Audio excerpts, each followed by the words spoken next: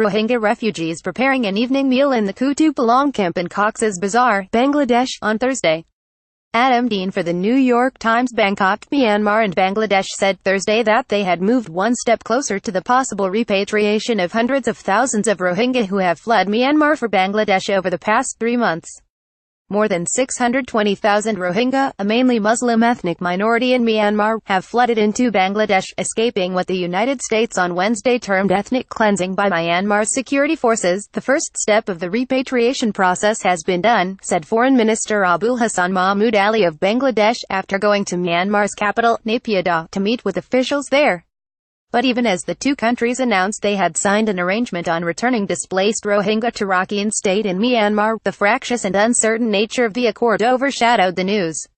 Neither side gave many details, apart from a vague commitment to beginning a repatriation process within 2 months' time. While Myanmar has pushed for the return of any Rohingya to be conducted bilaterally, the Bangladeshis have called for international agencies to be involved. Earlier, the Myanmar authorities said they would, in principle, allow for the return of displaced Rohingya if they could prove that they had lived in Myanmar before fleeing across the border over the past 3 months. Mr. Ali, who in September accused Myanmar's military of killing thousands of Rohingya, said he would not divulge the terms and conditions of any accord until Saturday. But he put the onus of responsibility on Myanmar. Refugees pouring into Bangladesh from Rakhine, in Myanmar's west, have described civilians being executed, women gang-raped and villages systematically razed by fire, since their houses are burned and destroyed. Mr. Ali said, they need to be rebuilt. The Myanmar authorities have in recent weeks balked at the possibility of the Rohingya, whom they consider to be illegal immigrants from Bangladesh, returning to their native villages. Instead, Myanmar's government has spoken obliquely of camps where they might be sequestered. Around 120,000 Rohingya already live in such camps in the central part of Rakhine after a wave of violence in 2012 forced them from their homes. In late October, officials in Myanmar ordered the harvesting of fields that had been deserted in the Rohingya exodus. The authorities in Myanmar have said they will confiscate all land that they consider abandoned. Other serious obstacles remain to any repatriation.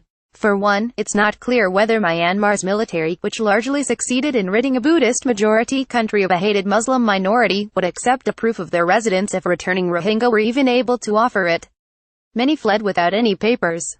Others never had any. Almost all Rohingya are stateless, stuck in an official netherworld between the two countries. It's also not certain whether the vast majority of Rohingya would want to return to a place where the security forces have unleashed what the United States and others have labeled crimes against humanity.